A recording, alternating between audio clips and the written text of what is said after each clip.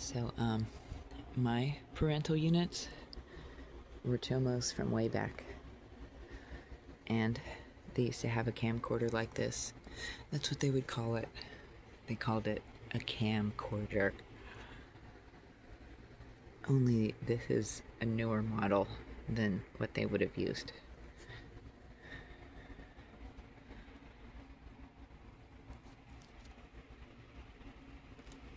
You know,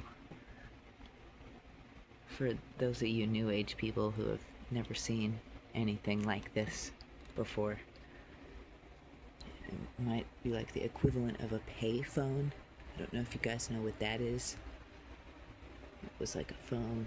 We used to put quarters in it and stuff, and then we could make a phone call. Pay phone. And so my I woke up in the middle of the night to some clothes missing and things like that after a trip to Lake Meredith in Amarillo, Texas. Whenever I was a kid, it's like sometimes my parents would take us out to do stuff like that, but it was apparently just to wear us out, and then they would like give us dinner afterwards on the way home and like roofie us or whatever, and then they would set this camera up, this old camcorder thing, and they weren't using a tripod or anything like that, but they were setting it up in the top of my closet. And one time I noticed it was up there, and I think it was right directly after waking up like that, like the very next day. And I woke up and the light was on, and my clothes were missing, and there was like stuff all over me, and I knew that somebody had been like messing with me. And that's whenever I realized that my parents had like roofied me or whatever. Not that I knew what that was yet. I was only 7, and we didn't use words like that back then. But I knew that like they'd done something to me, like kind of taken advantage of me somehow while I was asleep. And because who else would have? And I knew that I'd like fallen asleep in the car and stuff like that. And that they'd carried me in, and that I had no recollection of being carried in and moved from the car. And I had no recollection of my clothes being removed like that, and how bizarre it was that this was happening to me, and that my parents were potentially freaks like this, and that maybe that's why I was getting those really bad vibes from them. And I wasn't really sure about them, and they were kind of like mean all the time and stuff. And so now it made sense. I was like, not only are they really mean all the time, but they're like that. And that's what I have to work with.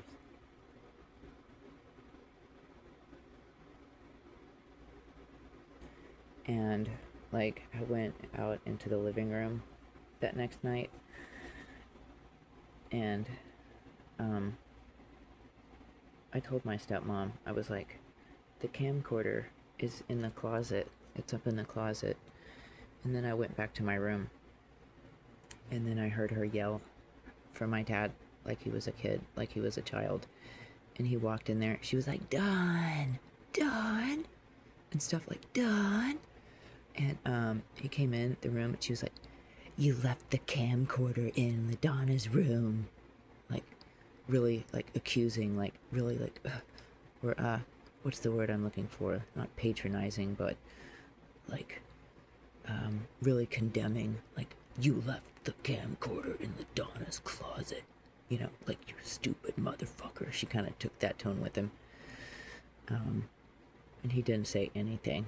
No one said anything. And, at some point, it was removed. And, you know, it was super weird. Super weird story to tell you. I have to tell you. And I feel compelled to tell you. But this is what reminded me of it. It was this old antique dinosaur thing this is what was around way back in the day, before the internet ish. But people like them might have had access to some, well, at the point that they were doing this stuff, well, I can't really say because I didn't really start using the internet until I was like 9 or 11 or something like that. So I'm sure that it was around when I was 7. It might have just been getting really big and banging, and you know what I mean, and people really taking off with it and having a really good time sharing their videos and stuff. But yeah. Alright, little homies. It's been real.